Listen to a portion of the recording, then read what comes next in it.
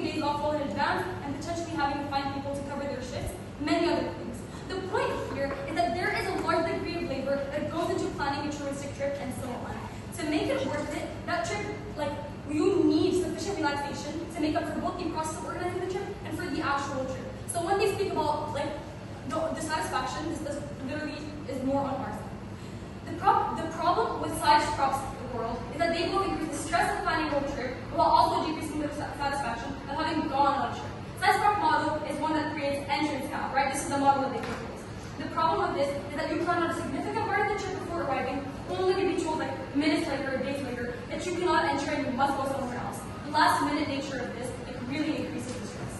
In essence, limiting tourists to certain places makes the tourism process super bureaucratic and more hands.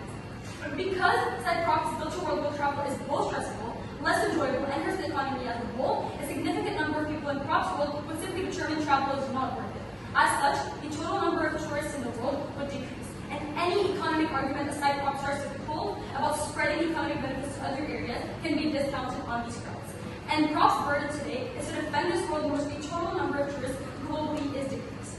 In our world, however, we have higher individual satisfaction. We have a greater economy and greater global harmony. Panel, why is this so impactful, right? Because the benefits of tourism are multifaceted and it benefits the tourists by the benefits of several major parties are touched, several stakeholders are involved. It benefits the tourists by providing memorable experiences, it benefits the local businesses and workers by creating jobs and driving economic activities. This leads me to the first argument about how limiting tourists will pull locals out of business and pull more money out of the economy. We tell you that tourism acts as a major source of income. It drives local economies, it creates jobs, and it supports businesses. Now, limiting the number of tourists would have detrimental effects on the local economy. Let's plus some stats here, right? In 2020, tourism accounted for 6.8% of the global GDP and supported 319 million jobs worldwide. In certain countries, even higher. In Thailand, for example, tourism contributes nearly 20% of the nation's GDP.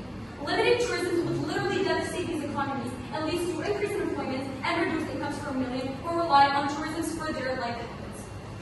Now, let's look mostly at those who are the people who are actually going to be affected by this financially. A lot of jobs require little to no university education in the sector. Things like running a souvenir stand or working in a restaurant are usually low-skilled labor jobs that go to those who are already economically less well and they actually need these jobs. That being put out of business puts a lot of people in poverty without proving alternatives as to where they could make a living.